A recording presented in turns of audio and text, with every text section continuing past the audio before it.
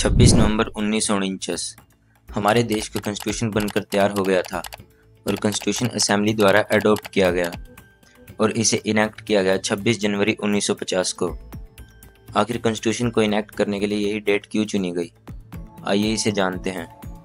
दिसंबर 1929 के लाहौर सेशन में पंडित नेहरू को इंडियन नेशनल कांग्रेस का प्रेसिडेंट इलेक्ट किया जाता है और उसमें डिसाइड किया जाता है कि जनवरी 1930 का जो लास्ट संडे होगा उस दिन हम पूर्ण स्वराज दिवस मनाएंगे और वो लास्ट संडे था 26 जनवरी को।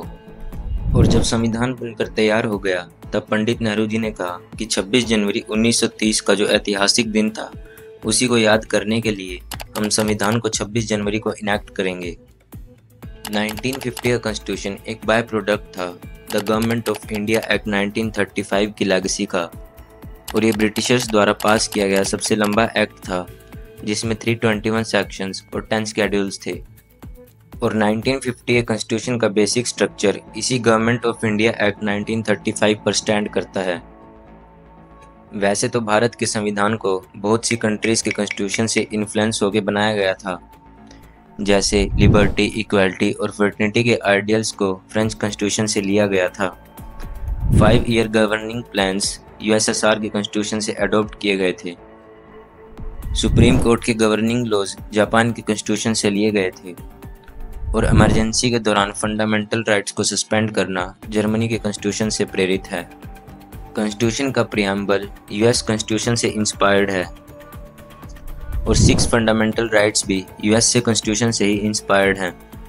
आइए अब बात करते हैं कॉन्स्टिट्यूशन को बनाने वाली कॉन्स्टिट्यूएंट असेंबली की।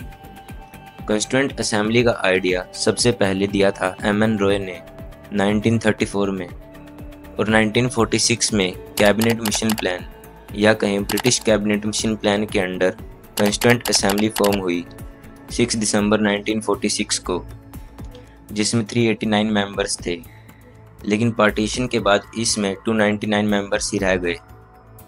9 दिसंबर 1946 को कॉन्स्टिट्यूएंट असेंबली की पहली मीटिंग हुई और सच्चिदानंद सिन्हा को कॉन्स्टिट्यूएंट असेंबली का टेम्परेरी हेड सेलेक्ट किया गया और 11 दिसंबर 1946 को डॉक्टर राजेंद्र प्रसाद जी को कॉन्स्टिट्यूएंट असेंबली का प्रेसिडेंट इलेक्ट किया गया। बी.एन. राव कॉन्स्टिट्यूएंट असेंबली के कॉन्स्टिट्यूशनल एडवाइजर थे, जिन्होंने अलग अलग कंट्रीज के कॉन्स्टिट्यूशन को स्टडी करके इंडियन कॉन्स्टिट्यूशन का इनिशियल ड्राफ्ट तैयार किया था।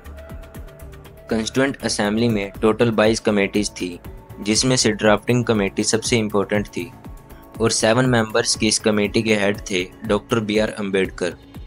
ड्राफ्टिंग कमेटी 29 अगस्त 1947 को फॉर्म हुई थी और इसकी पहली मीटिंग 30 अगस्त 1947 को हुई। Constitutional adviser BN. राव ने जो ड्राफ्ट कॉन्स्टिट्यूशन प्रिपेयर करके ड्राफ्टिंग कमेटी को दिया था उसमें टोटल 243 आर्टिकल्स और 13 शेड्यूल्स थे और कॉन्स्टिट्यूशन का फर्स्ट ड्राफ्ट जो ड्राफ्टिंग कमेटी ने असेंबली में प्रेजेंट किया उसमें टोटल 315 आर्टिकल्स और 8 शेड्यूल्स थे। फर्स्ट ड्राफ्ट से फाइनल ड्राफ्ट तक 2473 अमेंडमेंट्स की गई थी, लेकिन इसके बीच 7635 अमेंडमेंट सजेशन ड्राफ्टिंग कमेटी को रिसीव हुए थे और जो फाइनल ड्राफ्ट बनकर तैयार हुआ उसमें 395 आर्टिकल्स और 8 शेड्यूल्स थे, जो ड्राफ्टिंग कमेटी द्वारा 21 फरवरी 1948 को कॉन्स्टिट्यूएंट असेंबली के प्रेसिडेंट को सबमिट किया गया था।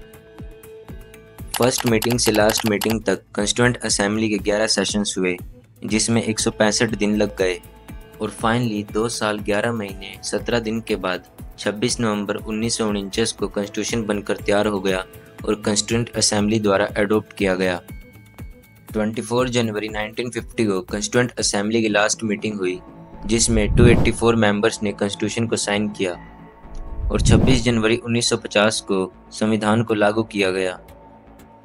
अब तक हमारे संविधान में 106 अमेंडमेंट्स हो चुकी हैं और करंटली कॉन्स्टिट्यूशन में 448 आर्टिकल्स और 12 शेड्यूल्स हैं।